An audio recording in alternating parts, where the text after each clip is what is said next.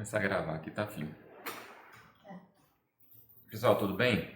A gente vai falar agora de imunologia dos transplantes e eu coloquei propositalmente aqui, a culpa é do senhor MHC e a gente vai entender exatamente o que significa isso aí. Bom, o que a gente vai ver aqui nessa aula? A gente vai ver fundamentos, nós vamos ver os tipos de transplantes, a gente vai ver aqui resposta aloreativa, tipo de reconhecimento de antígeno, tipo de respostas aloreativas, tratamento da rejeição e prevenção da rejeição.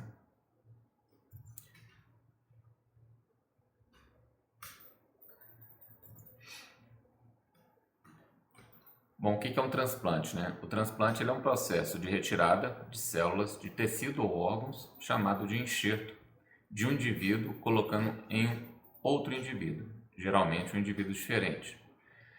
Quando a gente está falando de transplante, a gente tem dois conceitos. O primeiro conceito é o conceito que a gente chama de haloantígenos e células aloreativas. Bom, o que é um haloantígeno? Um haloantígeno são justamente os antígenos que estão presentes no enxerto. E esses antígenos presentes no enxerto, eles induzem uma resposta imune específica do hospedeiro contra o enxerto. As células aloreativas são células do sistema imunológico do hospedeiro, que é o receptor, que respondem contra haloantígenos do enxerto. Então, sempre que eu tenho um transplante, eu vou ter a presença de haloantígenos e vou ter a presença de células aloreativas. Bom, dentro desse sistema, eu tenho aqui um doador que doa um tecido ou órgão para uma determinada pessoa chamada de receptor. O transplante ortotrópico é o transplante que é inserido no mesmo local anatômico, ou seja, na mesma pessoa. O transplante heterotrópico é inserido em local anatômicos diferentes. Então, quando eu estou falando desses dois tipos de transplante, tanto o ortotrópico quanto o heterotrópico, eu estou falando do mesmo indivíduo, tá? Então, por exemplo, você pegar a cortical da costela, da vértebra, para substituir aqui a cortical de uma mandíbula, por exemplo. Eu tenho um conceito de autotransplante e um transplante, aí no caso aí que eu estou fazendo um local diferente, um transplante heterotrópico. Então, qual que é a função de um transplante? Exatamente. Deixa eu só trazer isso aqui para cá. A função do transplante é justamente substituir um tecido ou órgão visando restaurar aquela função perdida. Isso pode ser necessário devido a uma variedade de condições, incluindo doenças crônicas, lesões ou falha desses órgãos. E o transplante pode envolver diferentes órgãos, como coração, fígado, rins, pulmões, pâncreas, intestinos, além de tecidos como pele, ossos, medula óssea e córneas. Só que quando a gente pensa em transplante, a gente está pensando geralmente de um tecido de uma pessoa sendo enxertada, transplantada em outro indivíduo. E a gente sabe que nós temos um sistema imunológico imunocompetente e que ele é treinado e ensinado a reconhecer antígenos. Então, um tecido de uma pessoa diferente não deixa de ser um antígeno para o nosso sistema imunológico. E, obviamente, todo caso de transplante, a medicina vai se deparar com esse processo de rejeição, tá? Agora, para a gente enfrentar essa questão da rejeição, quanto maior é a semelhança genética entre doador e receptor, menor é o fenômeno da rejeição. A gente vai falar mais um pouquinho sobre isso. Então, o primeiro tipo de enxerto, chamado de enxerto autólogo, é quando justamente eu tenho um enxerto que faz na mesma pessoa. Por exemplo, uma retirada de pele de uma região para ser transplantada em outra região. Por exemplo, quando um determinado indivíduo tem alguma artéria que não está transportando mais sangue no coração, ele faz um outro caminho, com uma veia que é chamada veia safena, que é chamada de ponte de safena. Tá? Então, é do indivíduo para o mesmo indivíduo, a gente chama de enxerto autólogo. O enxerto singênico, o único a única situação em que eu tenho um enxerto singênico é quando eu tenho quando o doador e o receptor, eles são gêmeos idênticos, tá? Então, nesse caso, é a única situação que eu tenho um enxerto singênico. E é o tipo de enxerto em que a rejeição, a chance de rejeição é menor, ou seja, a chance de sucesso é maior, porque o haplótipo desses antígenos que causam rejeição, eles são mais similares. Então, as chances de rejeição são menores, mas a não rejeição completa é muito rara. Então, sempre a gente vai ter algum grau de rejeição. O enxerto halogênico ou halógeno, esse enxerto é o enxerto mais comum. Deixa eu voltar aqui.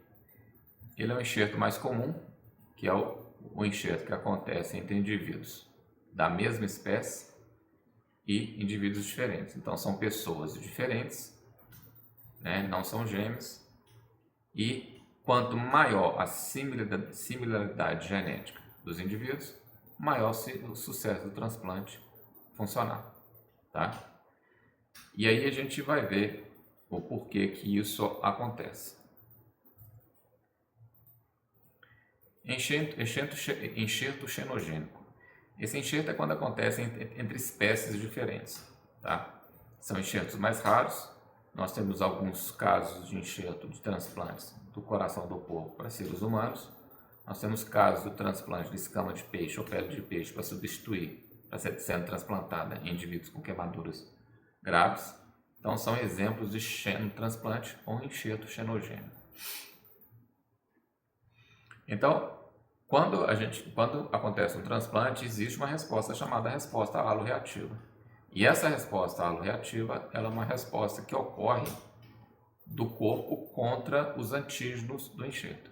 Então, o sistema imune do receptor monta uma resposta contra os antígenos, chamados haloantígenos, do doador, causando uma rejeição. Os principais haloantígenos são antígenos do complexo de histocompatibilidade principal. A gente já falou isso, conhecido como MHC no camundongo e HLA no humano. O HLA é um conjunto de genes altamente polimórficos, não sendo possível que dois indivíduos tenham o mesmo gene. Isso traz consequências para o procedimento de transplante, uma vez que as proteínas produzidas pelo complexo gênico HLA está presente em todos os tecidos e agem como principais haloantígenos nas respostas de rejeição, tá? Então, pelo fato desse complexo gênico ele ser muito polimórfico, o que quer dizer isso? Ele ser muito diferente entre indivíduos e esses antígenos do HLA humano estarem presentes em grande parte das células, são eles os principais haloantígenos que se observa em casos de transplante. Então, aqui a gente tem um exemplo, né? Nós temos aqui um camundongo de MHC do tipo A, doando um pedaço de pele, um enxerto de pele, para um receptor de camundongo do tipo A. Então a gente vê que pelo fato do MHC ser o mesmo, a gente não observa a rejeição do transplante. Por outro lado, quando um camundongo de MHC-B doa um transplante para um camundongo de MHC-A, acontece a rejeição justamente por quê? Porque o sistema imunológico do hospedeiro do camundongo verde entende que esses haloantígenos, essas proteínas do MHC-B são antígenos estranhos e, consequentemente, você monta o sistema imunológico desse camundongo monta uma resposta citotóxica contra as células desse tecido. Por outro lado, quando eu tenho um camundongo do MHC-B que ele doa esse pedaço de tecido para um camundongo que é um heterozigoto para MHC-A e MHC-B, a gente observa que não há rejeição. Então, o enxerto de progenitor não é rejeitado pelo primeiro filho híbrido. Por quê? Porque esse paciente, esse camundongo, né, ele tem um haplótipo MHC-B aqui no seu código genético. Por outro lado, quando eu tenho um camundongo que está doando, um camundongo transgênico, um camundongo heterozigoto, MHC-A e B, e ele está doando esse tecido para um camundongo que é MHC do tipo A, o que acontece? Pelo fato de haver antígenos do MHC-B aqui, consequentemente, esse sistema imunológico do camundongo irá responder contra esses antígenos e aí rejeitando o transplante. Então, quanto maior a similaridade do haplótipo do MHC, melhor com mais sucesso o transplante vai ter. Bom, quais são os tipos de reconhecimento que eu tenho dos halos antígenos? O primeiro tipo de reconhecimento é o reconhecimento direto. E o que acontece no reconhecimento direto? Imagina que eu tenho uma célula APC halogênica. Se eu tô falando que essa célula ela é halogênica, quer dizer que é uma célula do enxerto, ou seja, uma célula do doador. Então, essa APC halogênica ela está apresentando um antígeno no seu MHC halogênico para uma célula T haloreativa. Agora, de quem que é essa célula T haloreativa? É do receptor, tá? Então, quando a célula T haloreativa do receptor reconhece diretamente nas células do enxerto, eu tenho um reconhecimento direto dos haloantígenos. Agora, por outro lado, acontece da seguinte forma: quando eu tenho exatamente o MHC halogênico, esse MHC halogênico ele é processado e apresentado pelas células apresentadoras de antígeno do receptor, e essas células apresentam para as células T haloreativas.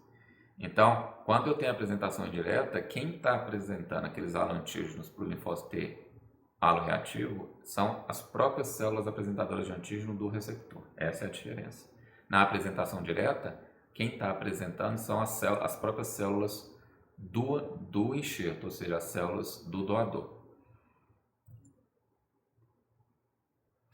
E aí, quando a gente observa uma montagem de resposta contra uma resposta haloreativa, eu tenho muito parecido quando eu penso em respostas contra infecções ou qualquer outra coisa. Então, aqui eu tenho uma célula dendrítica do doador. Imagina que aqui eu tenha um determinado... Imagina que aqui eu tenho um determinado órgão transplantado, tá? Então, aqui eu tenho a célula dendrítica do doador. Essa célula dendrítica do doador, ela está no enxerto, que é aqui no caso aqui um rim. Eu tenho células dendríticas do receptor, eu tenho haloantígenos do doador. E essas células, elas podem sair daqui e migrar para um vaso linfático aferente, indo para um órgão linfóide secundário. E nesse órgão linfóide secundário, essa célula apresentadora de antígeno pode fazer uma apresentação direta, né, que até a célula dendrítica do doador, ou uma apresentação indireta, que aqui eu tenho a célula dendrítica do receptor. Então, ambas estão apresentando antígenos para os linfócitos T haloreativos, tanto o linfócito TCD4 quanto o linfócito TCD8. Essas células que eram naive, elas passam a se tornar células T efetoras, e essas células são capazes de sair dos órgãos linfóides secundários e migrar até a região onde está a suposta infecção, que não é uma infecção, que na verdade são haloantígenos, que é justamente o rim transplantado. E, consequentemente, toda a atividade citotóxica e inflamação vai levar a uma perda de função desse órgão transplantado e, consequentemente, você vai ter uma rejeição, uma perda do órgão. Então, haloanticorpos, né, e quando a gente pensa também, a gente está falando de uma resposta celular, mas quando a gente pensa também numa resposta humoral, existem haloanticorpos que são anticorpos produzidos pelo receptor. E, geralmente, são anticorpos contra antígenos do sistema BO, RH e do MHC. Tá? Então, existem exames que conseguem prever se os pacientes que vão receber o órgão ou o tecido, se eles têm esses haloanticorpos. Bom, aí dentro disso eu tenho 3 tipos de resposta. A resposta hiperaguda, que eu tenho a resposta hiperaguda, que é a primeira, a resposta aguda e a resposta crônica. A resposta hiperaguda, quando tem um transplante, ocorre em minutos ou horas após a anastomose entre vasos sanguíneos do receptor e do transplante. A anastomose é justamente a comunicação entre esses dois vasos sanguíneos. Ela é mediada por anticorpos pré-existentes, como IgM, específicos para o sistema ABO, expressos no endotélio vascular, tá? Então, essa reação hiperaguda, ela é uma reação estritamente vascular, porque ela acontece com autoanticorpos que foi previamente produzido pelo receptor contra antígenos que estão na parte interna, ou seja, na parte endotelial dos vasos sanguíneos daquele tecido ou órgão transplantado.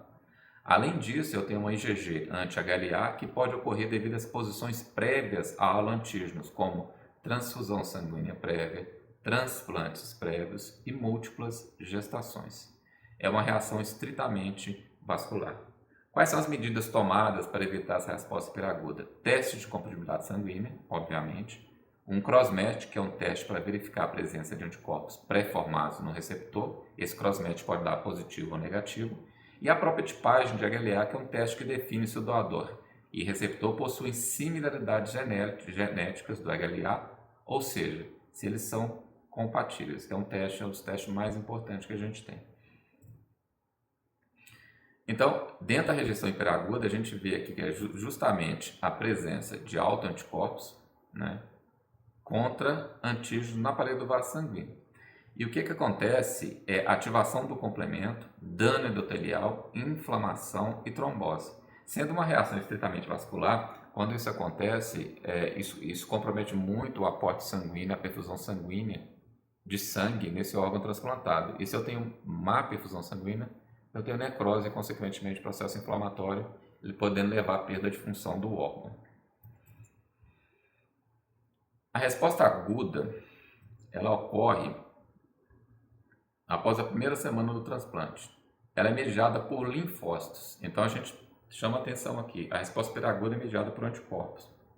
Ela é mediada por linfócito TCD8 citotóxico, ocorrendo o reconhecimento e lise de células do enxerto através da ação de, por exemplo, perforina e granzima B.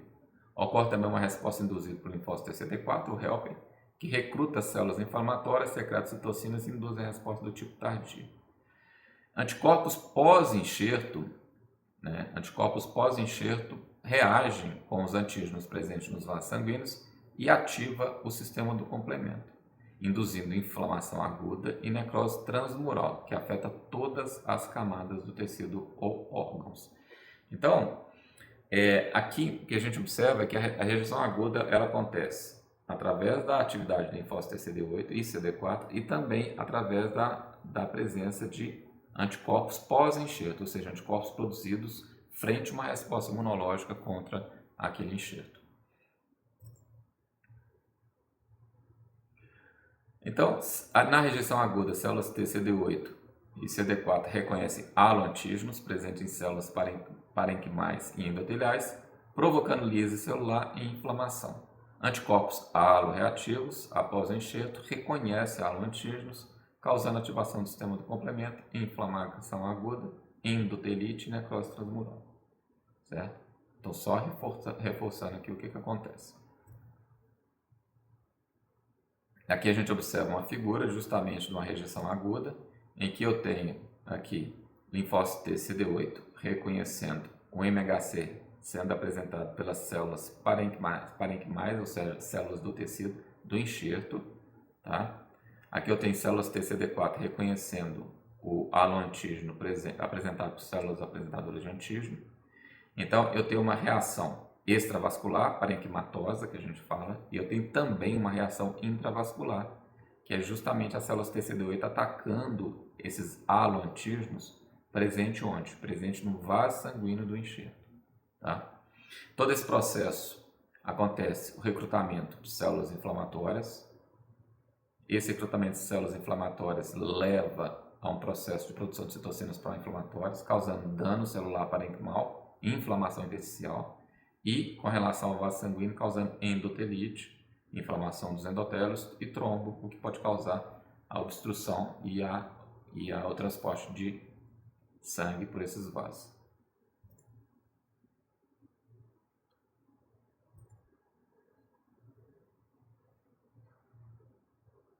Rejeição crônica. Ela ocorre até 6 meses a 1 ano após o transplante. É a principal causa de rejeição dos haloenxertos, certo? Mediada principalmente por linfócitos TCD4 auxiliares.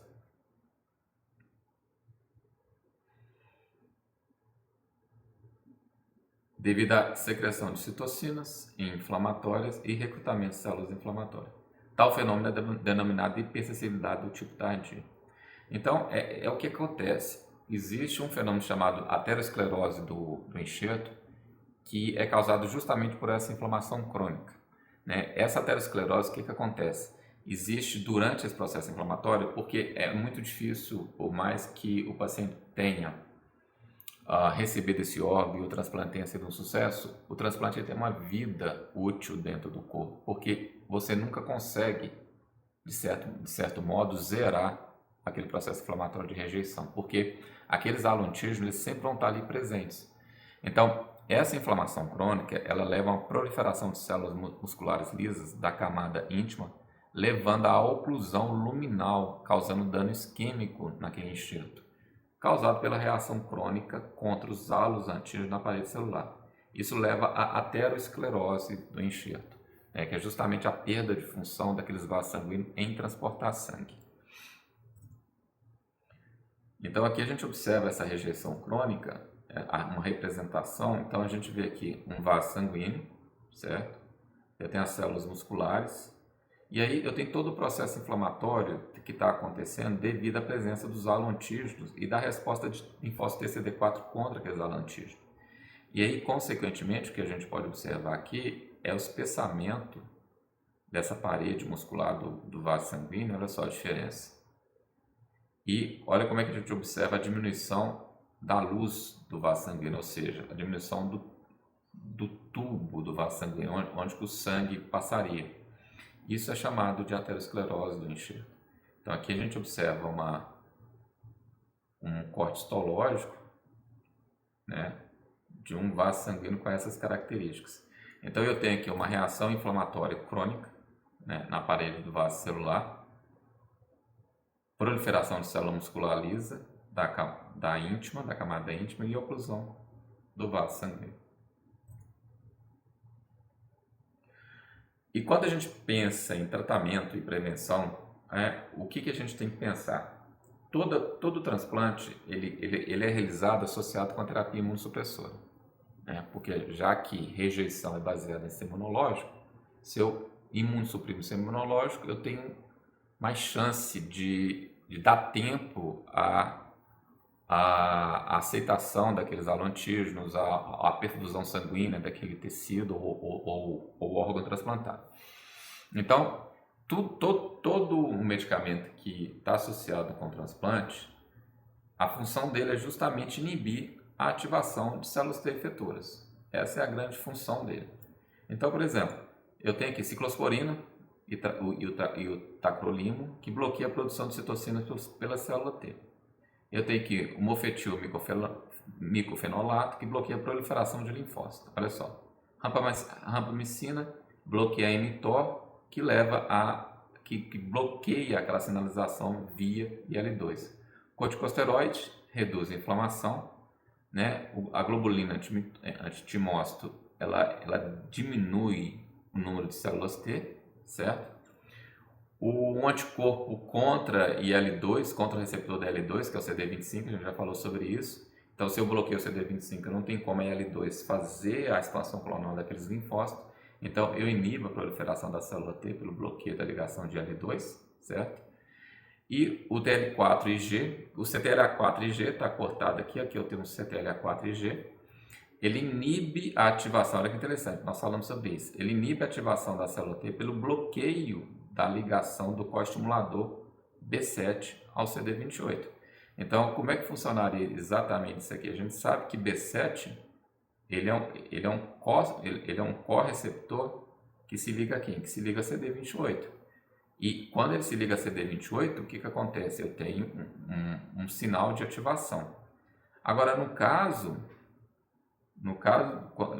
de eu ter aqui um anticorpo CTLA4, esse anticorpo CTLA4, o que vai acontecer? Ele vai se ligar justamente então aqui é um anticorpo no paciente, vai se ligar no B7, na célula apresentadora de antígeno. E sendo assim, se esse CTLA4 liga ao B7, ele bloqueia o acesso ao CD28, certo? Então, ele bloqueando o acesso ao CD28, a gente tem justamente uma inibição desse sinal co-estimulatório. E o anti-CD52, que esgota o linfócito através da lise mediada por complemento. Então, se a gente olhar isso aqui, grande parte das atividades desses imunossupressores é justamente inibir a atividade de linfócito. E como que eu posso minimizar, né, as chances de rejeição, de maiores rejeições? Então, o que a gente tem aqui? Nós temos aqui, deixa eu colocar para cá, nós temos aqui a testagem do grupo sanguíneo, que é extremamente importante para evitar a rejeição hiperaguda. Tipagem tecidual, que verifica a similaridade genética do HLA, aumentando o sucesso do transplante. Crossmatch, que é a tal da compatibilidade cruzada, que verifica se o receptor apresenta anticorpos contra HLA do doador. Painel reativo de anticorpos, o PRA, que demonstra se o receptor não tem anticorpos pré-formados contra um pool de antígenos de HLA. Então, quem são os indivíduos compatíveis? Os indivíduos compatíveis são aqueles que possuem maior número de alelos similares do HLA, crossmatch negativo e uma baixa reatividade do PRA. Tá? O que é um crossmatch? Né? Como é que faz essa prova cruzada? Eu tenho células do doador de órgão e eu tenho uma mistura de soro do receptor com anticorpos anti-HLA do doador, certo?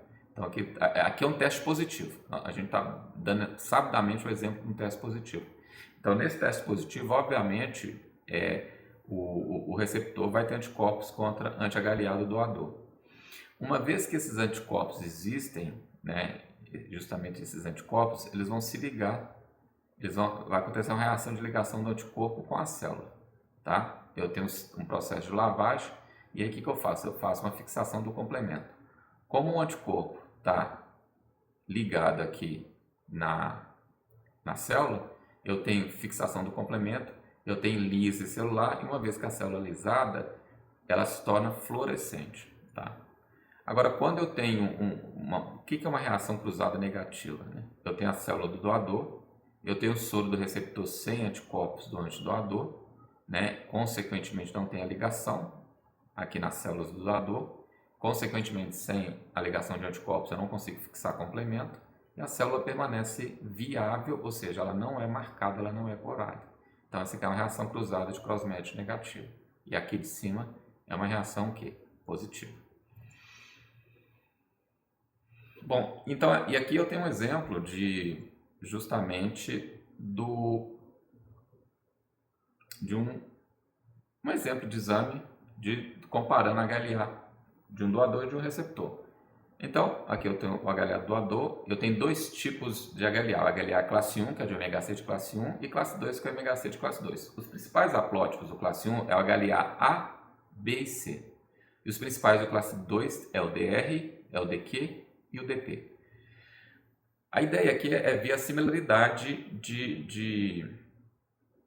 desses haplótipos. Tá? Então, por exemplo, o doador receptor tem uma similaridade, que é esse alelo aqui. O doador tem um alelo 1, o receptor tem um alelo 1. O doador no HLA-B tem o alelo 7 e o receptor também tem o alelo 7. Aqui também o C tem o alelo 7 e aqui o alelo 7. Em relação ao classe 2, eu tenho aqui o DRB1, eu tenho o alelo 4 e o receptor também tem o alelo 4. Aqui tem o alelo 3, o receptor também tem o alelo 3, aqui tem o alelo 4 e o receptor tem o alelo 4. Ou seja, nesse caso aqui, pelo menos existe uma similaridade entre cada haplótipo, pelo menos de um alelo, entre cada haplótipo do MHC. Então, esse exemplo mostra uma boa compatibilidade HLA com pelo menos um alelo correspondente em cada lote de HLA classe 1 e 2. Uma correspondência parcial como essa pode ser aceitável e é comum na prática clínica, especialmente quando o crossmatch é negativo, sem anticorpo pré-formado, e o PRA é baixo, ou seja, sem anticorpos reativos, né? Ou 0%, indicando baixa sensibilização de antígeno no HLA. Então aqui você tem que entender que eu tenho uma similaridade com relação aos haplótipos do HLA, que é do MHC, Então eu vou ter um pool de proteínas doador e receptor mais parecidas, ou melhor, menos diferentes. Eu tenho um cross-match negativo, ou seja, o meu receptor não tem anticorpos anti-HLA, tá? E eu tenho uma baixa sensibilização de antígenos a HLA. Então isso aqui seria pacientes compatíveis. Aqui está o mapa mental. E é isso, turma. Valeu. Um abraço. Obrigado.